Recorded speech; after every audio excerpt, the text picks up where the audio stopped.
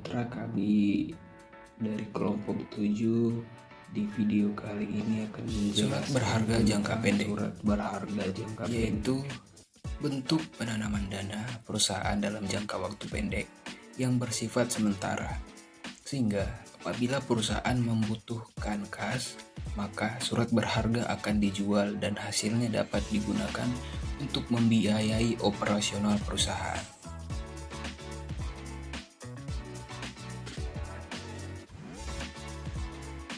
Lalu apa sih tujuan dari penerbitan surat berharga tersebut? Perusahaan menerbitkan surat berharga jangka pendek untuk memenuhi kebutuhan dana jangka pendek, membiayai operasional sehari-hari, atau mengelola likuiditas.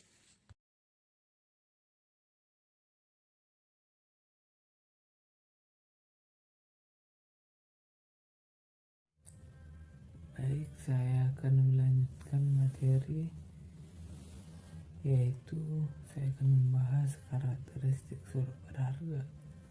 Pengertian dari surat berharga ialah sebuah dokumen yang diterbitkan sebagai pembimbing suatu prestasi berupa pembayaran sejumlah uang sehingga berfungsi sebagai alat bayar kepada pihak yang memegang surat tersebut.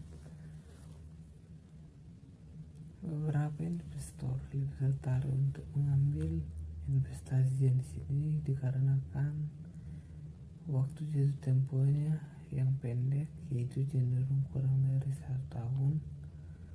Mengubah atau melikuidasi investasi ini menjadi uang tunai jauh lebih mudah dibandingkan dengan sekuritas jangka panjang. Selanjutnya yaitu ciri-ciri dari surat berharga.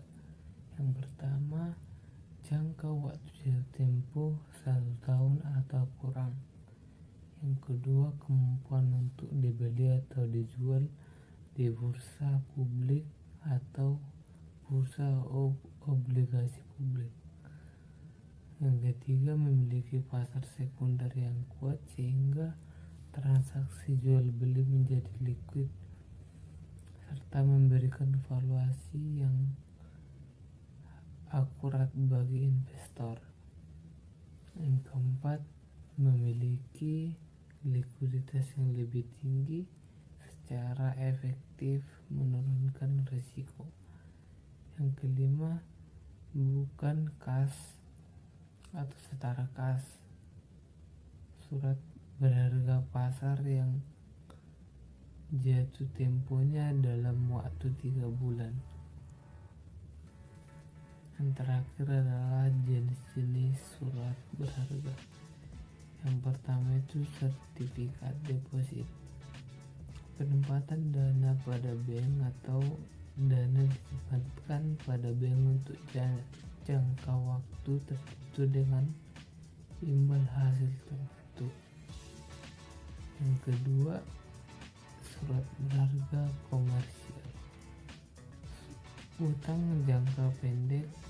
Perusahaan itu menerbitkan surat berharga sebagai bentuk pinjaman jangka pendek. Yang ketiga, ada WSL.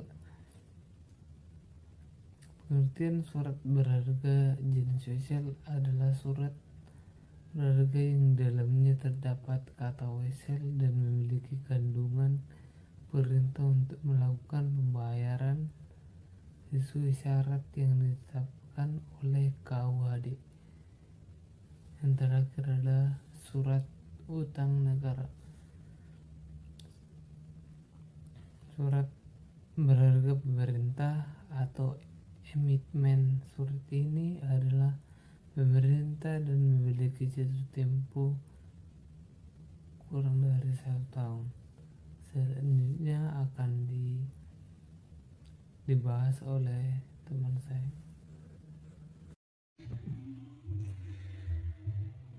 Yang berikutnya itu saya akan membahas manfaat surat berharga jangka pendek.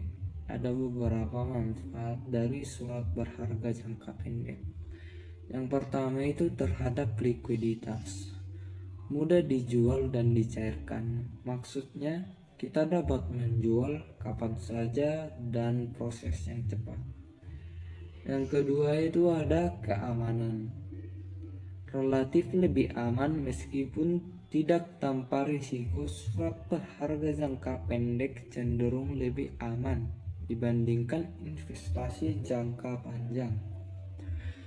Yang ketiga itu terhadap diversifikasi portofolio,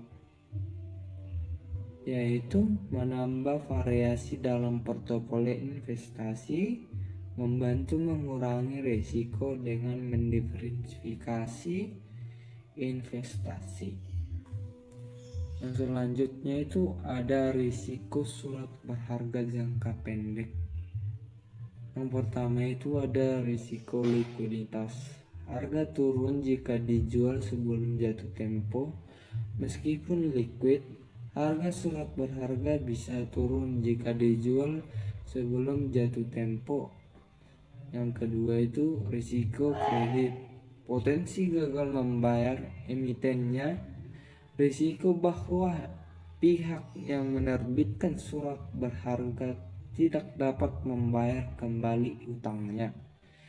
Yang selanjutnya itu ada risiko suku bunga, yaitu perubahan suku bunga.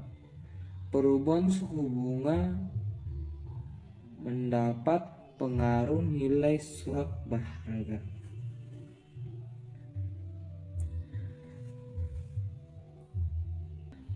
Selanjutnya itu ada kesimpulan. Setelah kami membacakan keseluruhan materi kami dapat menyimpulkan bahwa surat berharga adalah surat pengakuan utang wesel, saham, obligasi, sekuritas kredit, atau kepentingan lain, atau suatu kewajiban dari penerbit dalam bentuk yang lazim diperdagangkan dalam pasar modal dan pasar uang. Jenis-jenis surat berharga yaitu deposit, surat komersial, surat utang negara, wesel. Penerbit surat berharga adalah sebagai pelaksanaan dari kewajiban membayar, dengan kata lain perjanjian atau perikatan dasar. Tanpa ada perikatan dasar tidak mungkin diterbitkan surat berharga. Jadi penerbitan surat berharga bukan perbuatan yang berdiri sendiri lepas dari perikatan dasarnya. Sekian dari hasil presentasi kami. Kami mengucapkan terima kasih.